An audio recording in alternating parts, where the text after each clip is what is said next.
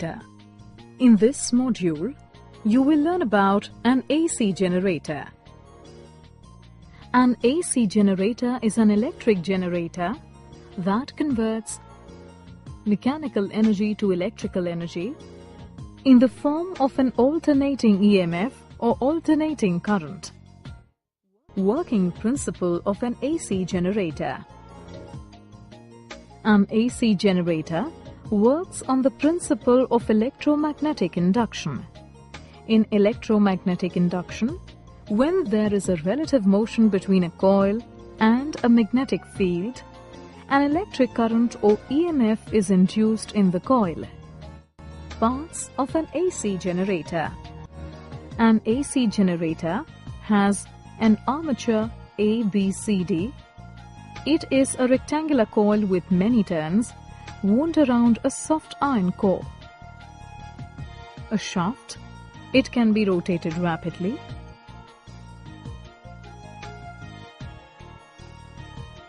A field magnet. It may be a strong permanent magnet with concave poles. Two slip rings S1 and S2. These are connected to the armature and thus rotate with it.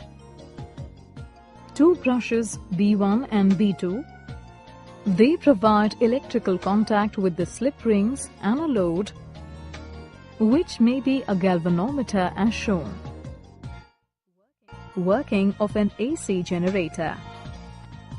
When the armature rotates between the poles of the field magnet, the magnetic flux linked with the armature changes continuously. As a result, an EMF is induced in the armature. This in turn produces an electric current through the armature and the galvanometer and through the slip rings and the brushes.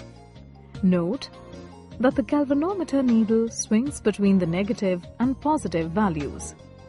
This means that an alternating current is flowing through the galvanometer. Direction of induced current. Initially, the armature ABCD is vertical with its arm AB up and CD down. The direction of magnetic field is from left to right. As the armature undergoes a half rotation clockwise, arm AB moves down while arm CD moves up. According to Fleming's right-hand rule, the current will flow in the direction DCBA. So, the current will flow from B1 to B2 through the galvanometer. Now during the next half rotation, arm AB moves up while arm CD moves down. Again by Fleming's right-hand rule, current will flow in the direction ABCD, that is, from B2 to B1 through the galvanometer. Thus, the induced current changes its direction every half rotation. Graphical representation of induced EMF.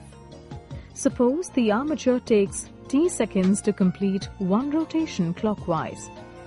At time t is equal to 0 second, the armature ABCD is vertical with arm AB up and arm CD down.